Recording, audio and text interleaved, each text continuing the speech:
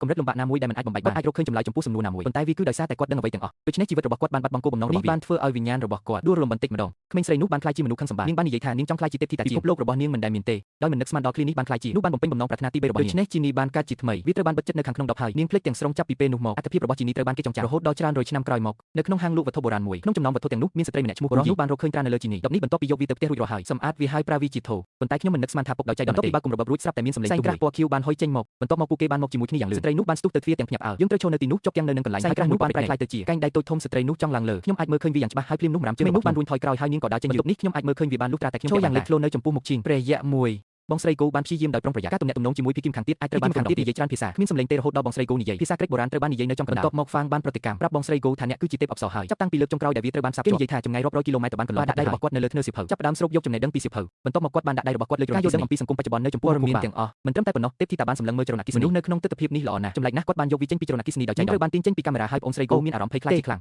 ឲ្យលឿនឡើងឲ្យបានបញ្ជូនត្រឡប់មកវិញដើម្បីស្រីគោបានដោះលែងនាងទេពធីតាបានឲ្យនាងបំពេញតាមបំណងប្រាថ្នាប៉ុន្តែបងស្រីគោមិនទាន់ទាំងអស់នេះបានកើតឡើងភ្លាមនៅក្នុងភាពស្រពេចស្រពើមួយជីនីបានលេចចេញមកភាពភ័យរបស់ Geji ដូច្នេះបន្ទាប់មកវាខ្លាយជាទំហំរបស់មនុស្សបន្ទាប់មកនាងបានតាក់ទងជាមួយបងស្រីគោហើយនាងបានបញ្ចប់ការងាររបស់បងស្រីគោបំណងប្រាថ្នាបើយ៉ាងបើមិនដូច្នោះទេខ្ញុំនឹងពួកគេមិនអាចគេចផុតពីដវិតមិនបានឡើយបណ្ដាសាទេពធីតាបានប្រាប់បងស្រីគោរឿងផ្ទាល់ខ្លួនរបស់ខ្ញុំចង្គៀងមួយពី3000ឆ្នាំមុនព្រះជាម្ចាស់ជាមហាក្សត្រីនៃសេបាគាត់ធ្លាប់ជាអ្នកដើរតាមប៉ុន្តែនៅក្នុងចិត្តគាត់តែងតែខ្ញុំស្រឡាញ់ព្រះមហាក្សត្រីយានីរហូតមកដល់របស់ស្ដេចសាឡូមោនយ៉ាងពេញលេញបានផ្លាស់ប្ដូរអ្វីទាំងអស់សាឡូមោនព្រះមហាក្សត្របានបង្ហាញព្រះមហាក្សត្រីយានីស្នាដៃតន្ត្រីដ៏ស្រស់ស្អាតមួយ